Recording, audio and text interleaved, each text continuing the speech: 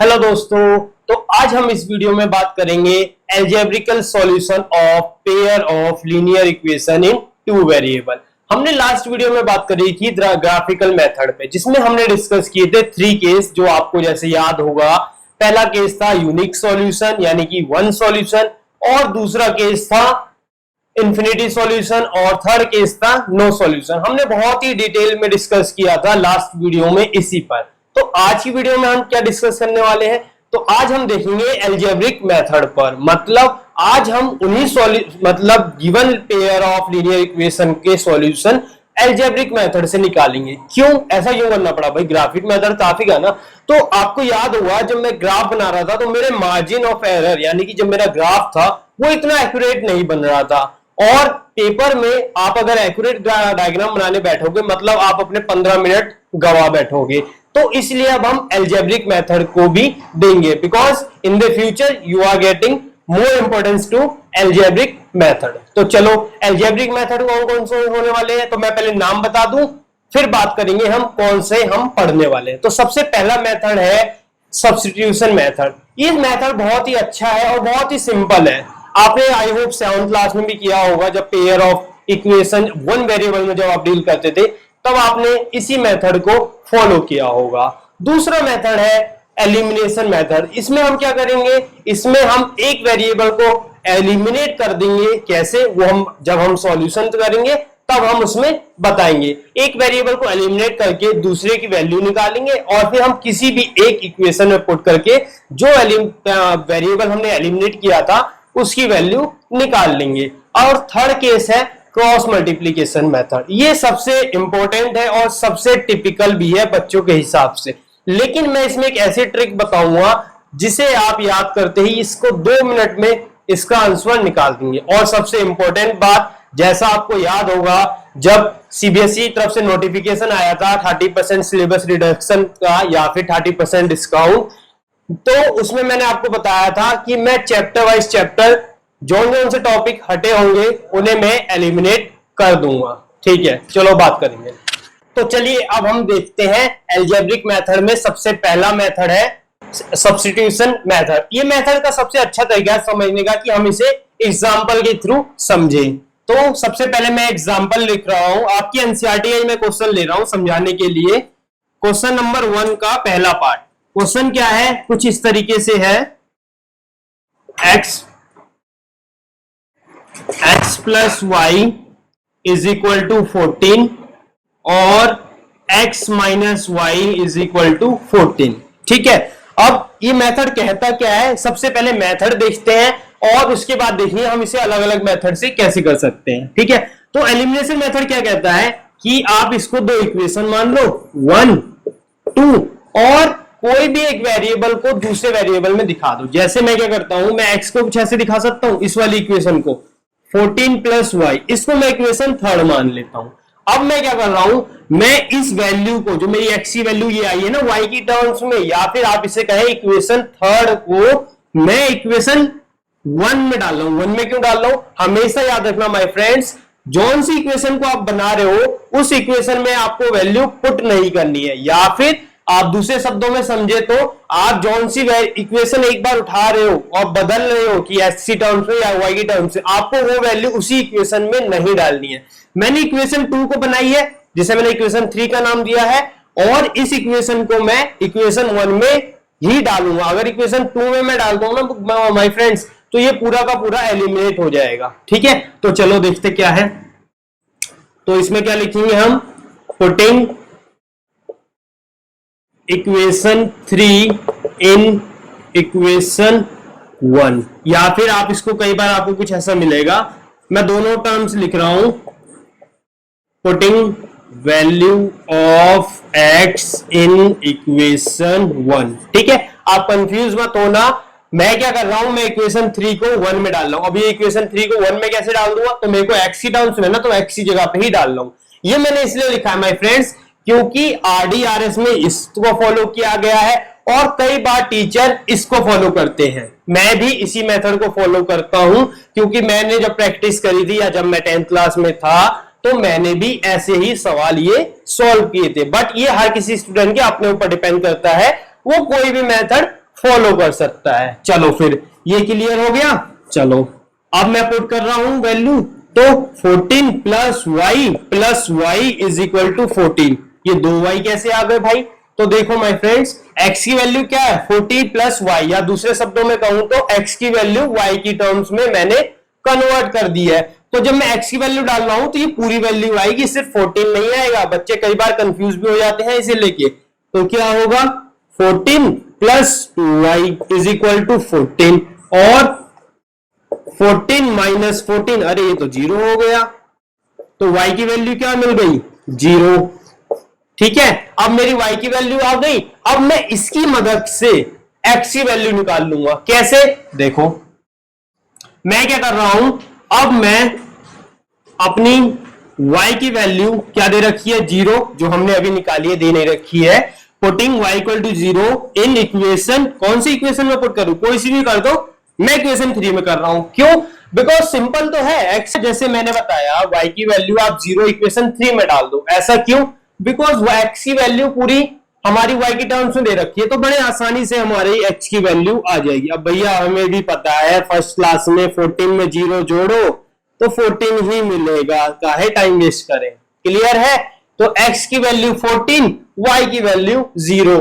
अब वेरीफाई करना चाहते हो तो किसी भी वैल्यू में पुट कर दो, आ गया। बट ये क्वेश्चन मैंने लिया था ताकि आपको मैं सब्स्टिट्यूशन मेथड समझा सकूं। एक बार दोबारा क्विकली देख लेते हैं क्या है इस मेथड में। सबसे पहले आपको दोनों इक्वेशन लिखनी है, और दोनों इक्वेशन के नंबर 1, 2 और किसी भी एक इक्वेशन को लेके दूसरी की टर्म्स में या दूसरे वेरिएबल की टर्म्स में ट्रांसफॉर्म कर देनी है, और उसी वैल्यू को दूसरी वाली इक्वेशन में पुट कर देनी है। जैसे मेरे पास 2 इक्वेशन थी, मैंने क्या करा, इक्वेशन सेकंड को कुछ इस फॉर्म में लिख के दिखा दिया। मैंने इस माइनस वाई को इधर ले आया और इसका नाम दे दिया मैंने इक्वेशन थर्ड। उसके बाद मैंने क्या करा, मैंने इस इक्वेशन 3 को इसमें पुट कर दिया। मैंने ये तुम्हें बताया था वीडियो में, एक बार रिपीट करके भी देख लेना कि आप इसे बहुत से बच्चे putting value of x in equation 1 भी दिखाते हैं और कुछ लोग ऐसे भी लिखते हैं। क्लियर है? अब मैंने क्या करा, जब मैंने इसे पुट किया तो मेरी कुछ इक्वेशन इस तरह से बनेगी, इक्वेशन नंबर 1, और जब मैंने इसे सॉल्व किया तो भाई 14 माइनस 14 0, y की वैल्यू आ गई। जो भी तुम्हारी y की वैल्यू आए, इसके इसमें 0 आई, इसको तुमने जो इक्वेशन थर्ड है उसमें पुट कर दो, और जैसी तुम इसमें इक्वेशन में पुट करोगे तुम्हारी x की वैल्यू आ गई। मतलब क्या है, x की वैल्यू 14, y की वैल्यू 0, और जब तुम इसमें पुट करोगे माय फ्रेंड्स तो LHS RHS हर दोनों इक्वेशन में बराबर आएगा। ठीक है, चलो एक और क्वेश्चन देख लेते हैं। ये तो काफी सिंपल सा सवाल ले लिया था ना, तो बड़े आसानी से हो गया होगा। ठीक है, चलो अब एक और क्वेश्चन देखते हैं। इस बार लेते हैं कैसा, रूट वाला लेते हैं, बहुत सिंपल है। Root 2x plus root 3y is equal to 0 और root 3x plus root 2y root 3 root 8 is equal to 0। इसमें क्या होगा माय फ्रेंड्स, वही हम करेंगे। इक्वेशन मान लो इसको 1 और इसको 2। अब देखो कौन से वेरिएबल को हम लिख सकते हैं दूसरे की टर्म्स में। तो इसको जब मैं लिखूंगा तो मेरे को क्या करूंगा, मैं इक्वेशन इस बार फर्स्ट ले लेते हैं ताकि आप देखें, कई बार आपको फर्स्ट इक्वेशन क्लियर सॉल्व होती हुई दिखे। मैं क्या कर रहा हूं, ये मेरा माइनस का रूट 3y, x की वैल्यू मैंने क्या लिख दी, माइनस का रूट 3 अपॉन में रूट 2y। अब ये मेरी इक्वेशन थर्ड हो गई। अब मैं क्या कर रहा हूं, putting equation third in equation second में इसलिए पुट कर रहा हूं क्योंकि मैंने फर्स्ट इक्वेशन ली थी। तो क्या बनेगा देखो, रूट 3 इंटू माइनस का रूट 3 अपॉन में रूट 2, और दूसरी क्या बनेगी, रूट ए, ओ सॉरी y भी तो है, कैसे खा जाएंगे इसको हम अभी, इज इक्वल टू 0। और जब मैं इसकी मल्टीप्लाई करूंगा तो भाई हमें ही पता है रूट 3 की रूट 3 से मल्टीप्लाई करते हैं तो 3 बाहर आएगा, तो माइनस का 3 अपॉन में root 2 plus root 8 y is equal to 0। और जब मैं इसको फाइनली सॉल्व करूंगा, अच्छा नीचे बोर्ड दिखेगा नहीं, चलो फिर यहां थोड़ा सा इधर देख लेते हैं बढ़ के। तो जब इससे सॉल्व करेंगे हम, क्या बनेगा, √8y is equal to minus का इधर आके क्या हो जाएगा, प्लस का, तो 3/√2 और y की वैल्यू निकालोगे तो 3/√2 माइनस रूट मल्टीप्लाई में, सॉरी डिवाइड में आएगा ना, √8, यानी कि आप इसे कुछ इस फॉर्म में लिखोगे और जब आप मल्टीप्लाई करोगे तो 3/√16 y की वैल्यू आ गई। और जब आपने y की वैल्यू निकाल ली तो आप इसको इसमें पुट कर दो, आपको x की वैल्यू आ जाएगी। कैसे, चलो देखते हैं हम। वही लिखना है आपको, ये आपको क्या है ना, जो मैं ये बता रहा हूं कि पुटिंग वैल्यू दिस की, बिकॉज मैथ में कोई लैंग्वेज नहीं होती, तो हम जहां तक होता है सिंबल यूज करते हैं, लेकिन कई बार हमें वर्ड्स में उसी बात को बताना पड़ता है। Putting value of y in equation third, तो देखो क्या निकल के आएगा, x is equal to minus का √3 अपॉन में √2 इंटू √3 अपॉन में √16, और जब आप इसकी मल्टीप्लाई करोगे तो आपका कुछ आंसर कैसे दिखेगा, माइनस का √3 अपॉन में √32। अब अगर आपके पास टाइम हो तो आप इसको फैक्टराइज करके जो कॉमन हो के बाहर आ जाए उसे बाहर निकाल लेना, और जो नहीं निकले उसको अंदर ही छोड़ देना। ये तब करना जब आपके पास टाइम हो, इसलिए 3-4 लाइन हमेशा छोड़ के चलना पेपर में अगर क्वेश्चन आए तो। ठीक है माय फ्रेंड्स, तो ये इस तरीके से हमारी दोनों वैल्यू आ गई। क्या आई दोनों वैल्यू, देख लो एक बार, लिख भी देता हूं मैं, सॉरी इसकी वैल्यू मिल रहा था ना, तो मेरा x क्या आ रहा है, माइनस का 3√3 अपॉन में √32, और मेरा y क्या आ रहा है, कहां गया, हाँ 3√16। ये हमारे सॉल्यूशन हो गए। चलो फिर अब इसी तरीके से एक वर्ड प्रॉब्लम भी देख लेते हैं और फिर हम क्वेश्चन अपना। तो देखो, वर्ड प्रॉब्लम से पहले ये क्वेश्चन बहुत ही अच्छा है और इसको हमें डिस्कस करना पड़ेगा, क्योंकि कई बार ऐसा क्वेश्चन भी बहुत से पेपरों में दिख भी जाता। मैं सीबीएसई की बात नहीं कर रहा हूं, आपको एंट्रेंस में भी कई बार ऐसा क्वेश्चन दिख जाएगा। तो देखो, हमने कुछ इसी तरह टाइप के सवाल हमने क्या करा था, ग्राफिकल मेथड से करा था, और आपको अगर दिख रहा होगा तो जब आप इसका ग्राफ बनाओगे तो इसका ग्राफ कुछ ऐसा बनेगा, कोइंसिडेंट लाइन, मतलब एक लाइन के ऊपर दूसरी लाइन ओवरलैप कर रही होगी। लेकिन हम पता कैसे लगाएंगे, सब्स्टिट्यूशन मेथड के थ्रू। अगर हमसे बोल दिया जाए क्वेश्चन में कि भाई सॉल्व करो इस इक्वेशन को, लेकिन सब्स्टिट्यूशन मेथड से ही करना है, तो देखो हम इसमें कैसे करेंगे, या हम कैसे पता लगाएंगे कि हमारे पास जब पेयर ऑफ लीनियर इक्वेशन दे रखा हो कि इसके सॉल्यूशन इनफाइनाइट होंगे, जब हमें से बोला जाए सब्स्टिट्यूशन मेथड। क्योंकि ग्राफिकल मेथड से तो बहुत इजी का माय फ्रेंड्स, आप लोगों ने बड़े क्लियर बता दिया था, डायग्राम ड्रॉ करके और लाइन वाला लॉजिक यूज करके। लेकिन यहां पे अगर हमसे अलजेब्रिक मेथड में बोला जाए तो कैसे होगा, तो देखो सबसे पहले मैं इसको सॉल्व करता हूं। तो ये मेरी क्या होगी, इक्वेशन 1, ये मेरी इक्वेशन 2, और मैं क्या कर रहा हूं, इक्वेशन 1 को 14 माइनस 8y, ये मेरी इक्वेशन 3 हो गई, और मैं इसी इक्वेशन को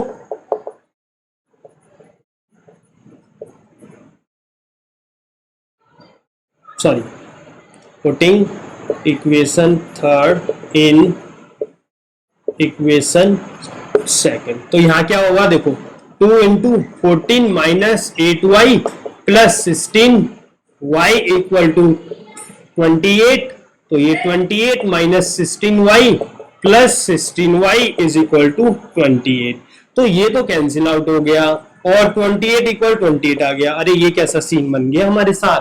देखो माय फ्रेंड्स, ये वाला केस इसीलिए डिस्कस कर रहा था कि अगर हमारे एलिमिनेट हो जाए, मतलब एक वेरिएबल को आपने दूसरे में पुट कर दिया, सब्स्टिट्यूट कर दिया, हमने x को हटा दिया सब्स्टिट्यूशन मेथड से, और दूसरा वेरिएबल यानी कि जो मेरा y था वो तो पूरा पूरा कट रहा है, ये सिस्टम पता है ना, 2 की मल्टीप्लाई। अब बाकी जो बचा 28 इक्वल आ रहा है, तो जब भी ऐसा केस होगा ना माय फ्रेंड्स, तो हमेशा याद रखना वहां पे सॉल्यूशन इनफाइनाइट होंगे। कैसे, कि जब भी मेरा एक वेरिएबल हटाने के बाद दूसरा वेरिएबल एलिमिनेट हो जाए सब्स्टिट्यूशन मेथड के अंदर, और LHS RHS बेसिकली इक्वल है, मतलब जो बाकी का प्रोडक्ट या फिर जो बाकी के नंबर्स रह गए वो आपस में बराबर है, तो मेरे जो भी पेयर ऑफ लीनियर इक्वेशन दे रखा होगा उसके हमेशा सॉल्यूशन इनफाइनाइट होंगे। ठीक है, दो कंडीशन है माय फ्रेंड्स, बहुत ही क्लियर कट क्लियर है। क्या है वो भी देखो। पहला कि जब आप मेरा एक वेरिएबल सब्स्टिट्यूट करने के बाद दूसरा वेरिएबल पूरा पूरा कैंसिल आउट हो जाए, मतलब हट जाए हमारी इक्वेशन से, और बाकी दूसरी कंडीशन जो भी हमारे पास टर्म बचे, यानी कि हमारे केस में 28 है, तो ये 28 दोनों के साइड बराबर हो, मतलब एलएचएस साइड और आरएचएस साइड बराबर हो जाए जब भी मैं ये वेरिएबल एलिमिनेट कर दूं। तो जब भी ऐसा केस पॉसिबल होगा इनफाइनाइट सॉल्यूशन होगा। और दूसरा ट्रिक हमेशा याद रखना है इसे पता लाने का कि जो भी होगा ना हमारी इक्वेशन ऊपर या नीचे वाली दोनों में किसी कॉमन, अगर देखो इसमें अगर मैं 2 से मल्टीप्लाई कर दूं इक्वेशन 1 में तो मेरा क्या बन जाएगा 2x plus 16y equal to 28। तो बस यही मेरा बताने का पर्पस था कि किसी एक इक्वेशन में दूसरी वाली इक्वेशन का मतलब मल्टीपल्स में होगी, मल्टीपल्स मतलब 2 का 3 का ऐसे कुछ चल रहा होगा, मतलब पूरी इक्वेशन में कोई एक सिंपल टर्म होगा कांस्टेंट जिससे मल्टीप्लाई करने पे दूसरी इक्वेशन आपकी बनी होगी। यही लॉजिक आप निकाल के समझ जाना, इनफाइनाइट सॉल्यूशन होंगे। चलो तो अब हम बात करने वाले हैं वर्ड प्रॉब्लम पर। सब्स्टिट्यूशन मेथड में वर्ड प्रॉब्लम के सवाल जो है वो कैसे किया जाता है, अगर क्वेश्चन में स्पेसिफाई किया जाए तभी आप सब्स्टिट्यूशन मेथड का फॉलो करना, नहीं तो आप कोई और मेथड से इसे जिससे आप अच्छी कमांड हो या आप जिससे जल्दी कर पाए, क्योंकि बहुत से बच्चे एलिमिनेशन मेथड से क्वेश्चन बहुत ही जल्दी सॉल्व कर देते हैं। ठीक है, चलो फिर क्वेश्चन रीड करते हैं। क्वेश्चन क्या है, मैं क्वेश्चन नंबर 3 का 3.3 एक्सरसाइज का क्वेश्चन नंबर 4 डिस्कस कर रहा हूं आपके साथ, क्योंकि ये क्वेश्चन बहुत ही इंपॉर्टेंट है। ऐसा ही एक क्वेश्चन आपने 9th क्लास में भी देखा था, जहां पे अगर आपको याद हो तो एक टैक्सी का फेयर डिसाइडेड था, फर्स्ट 5 किलोमीटर के लिए 10 रुपीज फिक्स था पर किलोमीटर, और जैसे ही आप 5 किलोमीटर से ज्यादा ट्रेवल करेंगे आपको चार्जेस जो है वो कम हो जाते थे। तो ऐसे ही केस यहां पर डिस्कस हो रहा है क्या केस, ये भी देख लो। केस है, क्वेश्चन में रीड कर रहा हूं, आपको बोर्ड पे दिख रहा होगा। Taxi charges in a city of consist of a fixed charges together with the charge for the distance covered. For a distance of 10 km, the charge is paid rupees 105, and for a journey of 15 km, the charge paid is rupees 155. What are the fixed charges and the charges per kilometer? How much does a person have to pay for traveling a distance of 25 kilometre?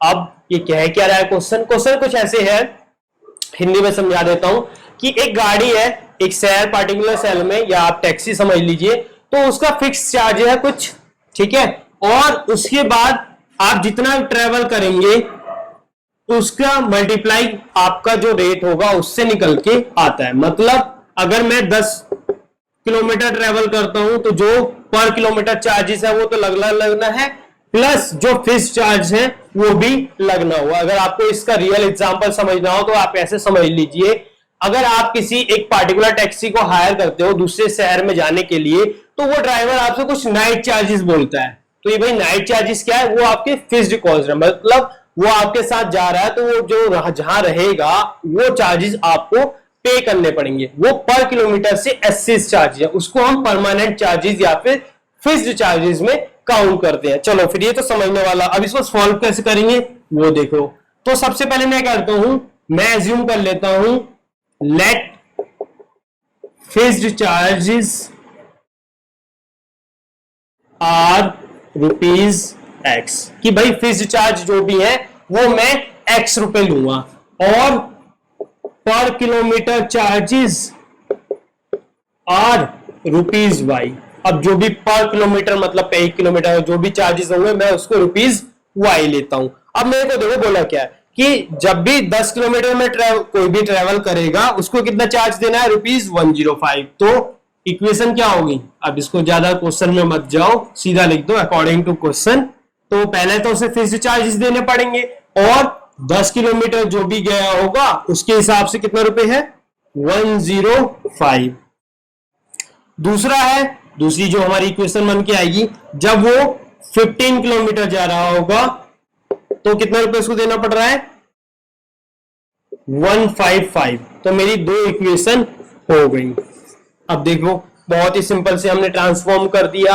क्या कह रहा है question, पहला अगर आप 10 kilometre travel करते हो तो फिक्स्ड चार्जेस जो लगने हैं, प्लस जो भी आप 10 किलोमीटर इंटू जो पर किलोमीटर के चार्जेस, इसको हमने वाई एज्यूम किया है, तो कितना रुपए देना पड़ रहा है, 105। इसी तरह 15 किलोमीटर के लिए ये देना पड़ रहा है हमें, ठीक है, इंक्लूडिंग फिक्स्ड चार्जेस। तो इसे हम कैसे सॉल्व करेंगे, तो कोई भी एक इक्वेशन उठा दो, दूसरे में पुट कर दो। कैसे, देखो मैं क्या करता हूं, मैं पहली इक्वेशन को ही ट्रांसफॉर्म करके ऐसे दिखा देता हूं, इसको इक्वेशन थर्ड और putting equation third in equation second.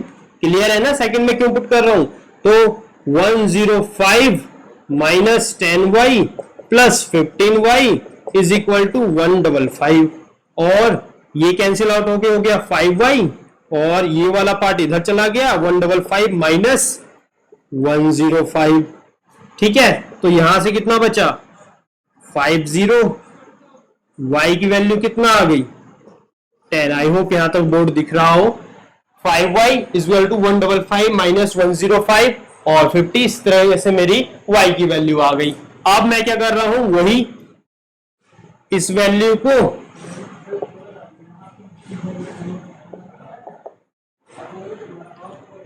को मैं किस में पुट करूंगा भाई, थर्ड में पुट करेंगे, बहुत ही सिंपल सॉल्व होकर आएगा। 105 माइनस 10 इंटू 10, तो 105 माइनस 100, मतलब ऐसे कितना आ गया 5। ये तो लग रहा है ऐसी तंबाकू खाने के पैसे मांग रहा है फिक्स्ड चार्जेस में।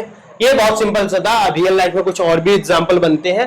ठीक है, तो चलो ये था हमारा सब्स्टिट्यूशन मेथड, बहुत ही सिंपल से क्वेश्चन है। बाकी अगर आप देखना चाहें तो आप क्वेश्चन नंबर 6 तो जरूर करना, इसका बहुत ही अच्छा क्वेश्चन है, वर्ड प्रॉब्लम एज के ऊपर डिस्कस है, और बहुत ही ज्यादा चांसेस होते हैं ऐसे ही क्वेश्चन आपके पेपर में आने के लिए। ठीक है, या ऐसा ही होगा, नहीं तो कोई कॉन्स्टिट्यूट दे देगा। फिर जैसे आप अपना क्वेश्चन नंबर 3 देखिए, वो भी कुछ ऐसा ही होगा। ठीक है, ये था हमारा सब्स्टिट्यूशन मेथड, और अब हम मूव करेंगे एलिमिनेशन मेथड पर। तो अब हम मूव कर रहे हैं एलिमिनेशन मेथड पे। तो ये सबसे अच्छा और सबसे सिंपल मेथड है, सब्स्टिट्यूशन मेथड से भी बहुत ही सिंपल है, बहुत ही इजीली बच्चों को समझ में आ जाता है। कहता क्या है ये मेथड, इसे भी मैं एक एग्जांपल के थ्रू समझाऊंगा। आपको याद होगा लास्ट क्वेश्चन जो वर्ड प्रॉब्लम था सब्स्टिट्यूशन मेथड का, जो मैंने थोड़ी देर पहले डिस्कस किया था, उसमें मैंने इसी क्वेश्चन को सब्स्टिट्यूशन मेथड के थ्रू कराया था। अब मैं इसी क्वेश्चन को एलिमिनेशन के मेथड के कराता हूं। देखो क्या कहता है ये मेथड, कि कोई भी एक वेरिएबल को एलिमिनेट कर दो। कैसे एलिमिनेट कर दो, चुटकी मत बजाओ। इसके लिए क्या करो कि एक वेरिएबल के कोएफिशिएंट बराबर कर दो। अब बराबर करने के लिए अगर आपको ऊपर दोनों इक्वेशन में किसी नंबर से मल्टीप्लाई करनी पड़े तो उसे मल्टीप्लाई करना। और हाँ, हमेशा याद रखना, मल्टीप्लाई जो है आपको सिर्फ उसी नंबर में नहीं करनी है, पूरी इक्वेशन में करनी है। अब जैसे ये तो बहुत इजी सवाल है, जैसे देखो इसमें इन दोनों के कोएफिशिएंट क्या है, 1 1 है। ठीक है, मल्टीप्लाई करने की जरूरत ही नहीं है, सीधा सीधा एलिमिनेट हो जाएगा। तो मैं क्या कर रहा हूं, x plus 10y is equal to 105 और x plus 15y is equal to 155। इसको क्या करो, सब्ट्रैक्ट कर दो। तो ये तो भाई कैंसिल आउट हो गया, ये बचेगा माइनस का 5y, ये बचेगा माइनस का 50, माइनस से minus cancel, y equal to 50 upon में 5 10। अच्छा, ये आपके समझ में नहीं आया होगा, है ना, ये कुछ भी नहीं है माय फ्रेंड्स, ये सिंपल तरीका है सॉल्व करने का। इसको अगर मैं चाहूं तो मैं वर्ड्स में भी लिख के दिखा दूंगा। कैसे, देखो जरा। आपने क्या करा, आपने जो भी इक्वेशन है आपने उतारी, और अगर वेरिएबल कोएफिशिएंट सेम नहीं है तो सेम किए। उसके बाद जो भी, अगर इस केस में मेरे कोएफिशिएंट बराबर है तो मुझे किसी भी नंबर से मल्टीप्लाई करने की जरूरत नहीं है। अगर मल्टीप्लाई करने की जरूरत पड़ती ना माय फ्रेंड्स तो मैं यहां पर लिखता, एक केस डिस्कस करेंगे जिसमें कोएफिशिएंट बराबर नहीं होंगे। चलो, सब्ट्रैक्टिंग इक्वेशन, कौन सी इक्वेशन में से कोई से भी माइनस कर दो, हमें तो एलिमिनेशन से मतलब है। तो अगर आप थर्ड से माइनस करोगे फ्रॉम इक्वेशन फोर्थ, क्योंकि फोर्थ वाले का ये वाला पार्ट बड़ा है, इसे माइनस करने से हमारा इजी हो जाएगा। वैसे कोई ज्यादा फर्क नहीं होगा, बस एक स्टेप बढ़ जाएगा, आपको माइनस से माइनस कैंसिल आउट करना होगा। चलो, फिर जब आप माइनस करोगे x plus 15y minus x plus 10y is equal to 155 minus 105, तो ये बचा 50 और इसको क्या बनेगा देखो, x plus 15y minus x minus 10y, ये कैंसिल आउट हुआ और ये बना मेरा 5y is equal to 50, y की वैल्यू हो गई 10, और जब 10 हो गई तो आप किसी भी एक इक्वेशन में पुट कर दो। जैसे मैं क्या कर रहा हूं, अच्छा बोर्ड में स्पेस नहीं रहेगा, चलो यहां कर देते हैं, putting value of y in equation 1, तो x plus 10 into 10 is equal to 105 और x is equal plus 100 105 minus 100, x की वैल्यू 5। ये हो गया एलिमिनेशन मेथड। ठीक है, ये तो बहुत ही सिंपल मैंने केस डिस्कस किया कि भाई कैलकुलेशन करनी नहीं थी ज्यादा।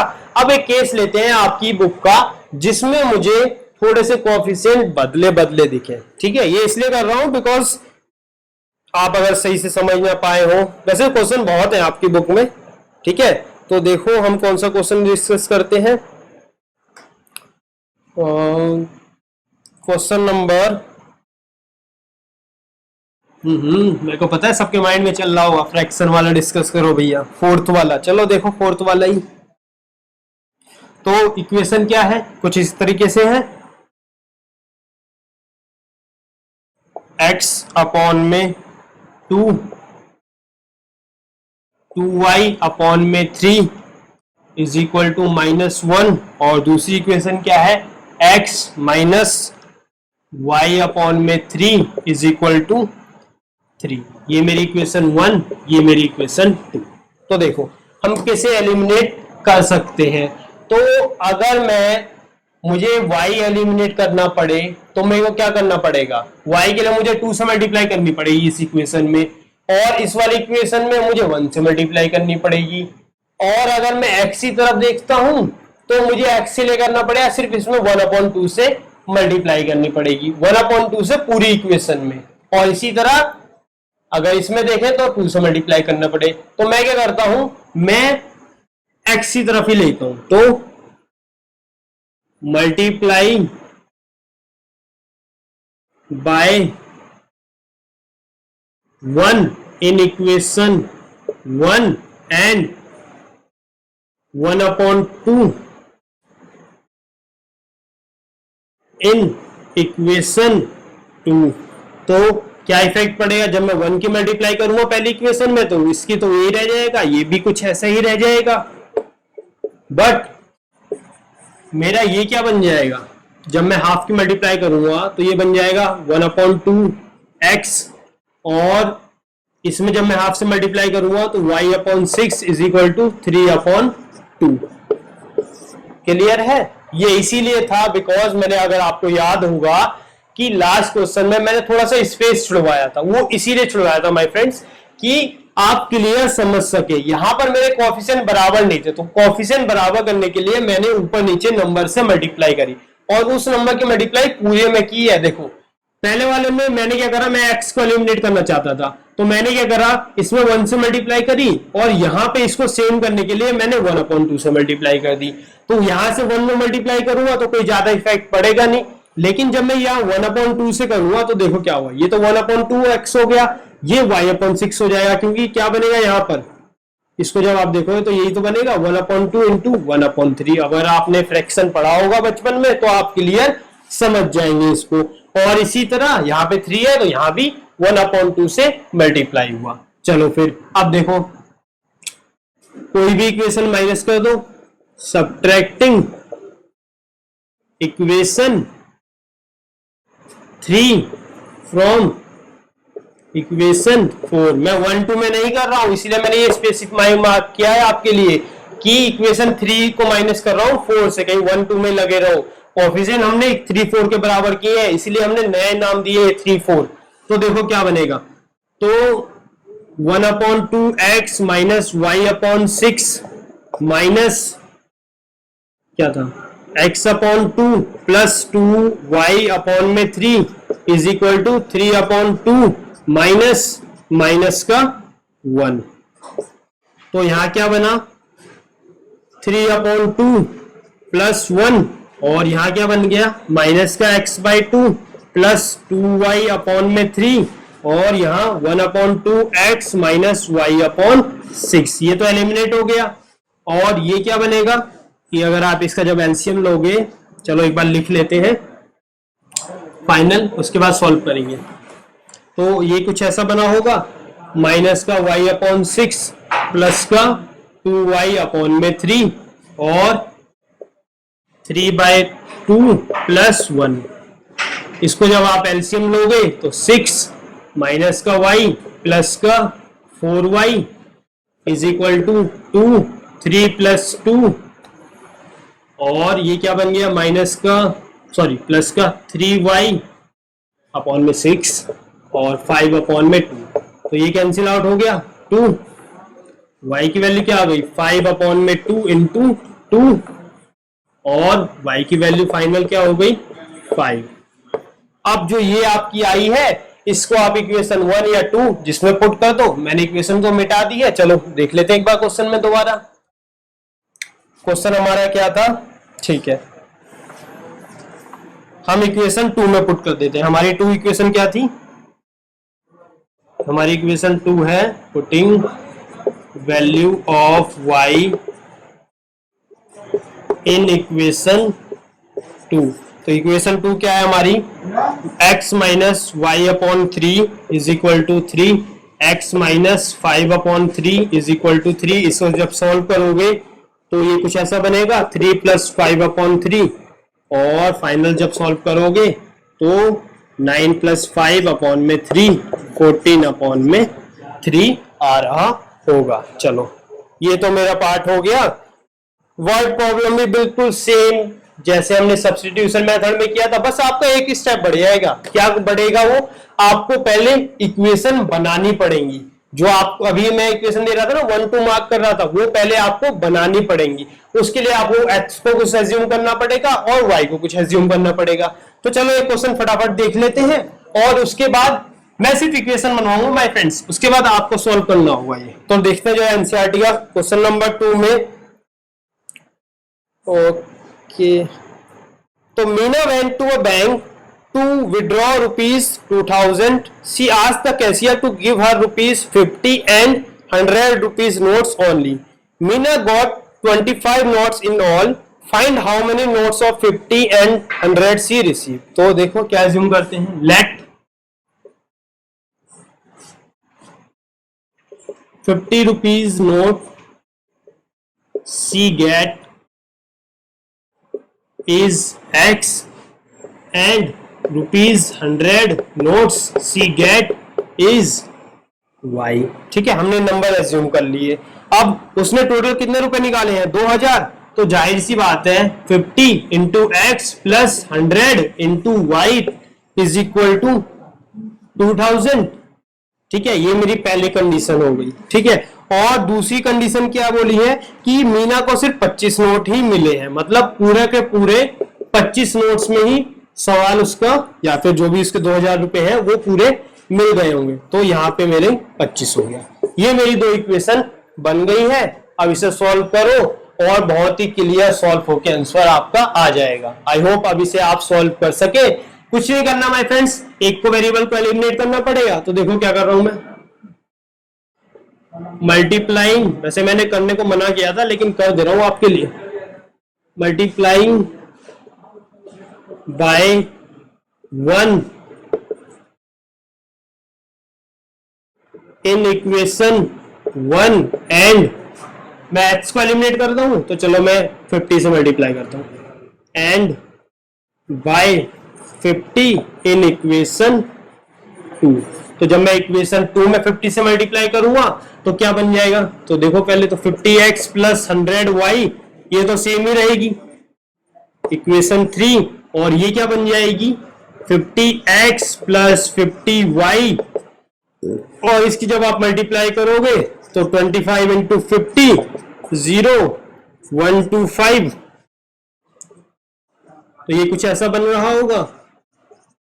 अब इसको आप एलिमिनेट कर दो, तो अगर आप चाहें तो मैंने जैसे आपको बताया था टेबल फॉर्म में, वो इसी तरीके से बताया था। ये आपने एलिमिनेशन मेथड अलजेब्रिक में सीखा होगा, कॉलम मेथड, ठीक है। तो चलो मैं भी जैसे मैंने बताया वही करते हैं। सब्ट्रैक्टिंग इक्वेशन, सॉरी इसे इक्वेशन तो 4 मार्क ही नहीं किया, इक्वेशन 3 फ्रॉम इक्वेशन 4, मैं इक्वेशन 3 को 4 में से माइनस कर रहा हूं, तो क्या बनेगा देखो 50x plus 50y minus, direct ही कर देते हैं, 50x माइनस 100y 1250 माइनस 2000, और जब ये होगा तो एक तो एलिमिनेट हो गया, माइनस का 50y, और इधर कितना बचेगा माइनस का 750, ठीक है। माइनस से माइनस कैंसिल आउट हुआ, y की वैल्यू 750 अपॉन में 50 15, ठीक है, y की वैल्यू हो गई 15। और इसी तरह जब मैं इसमें पुट करूंगा तो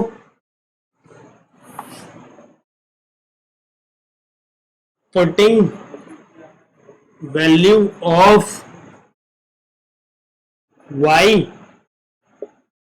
इक्वल टू 15 इन इक्वेशन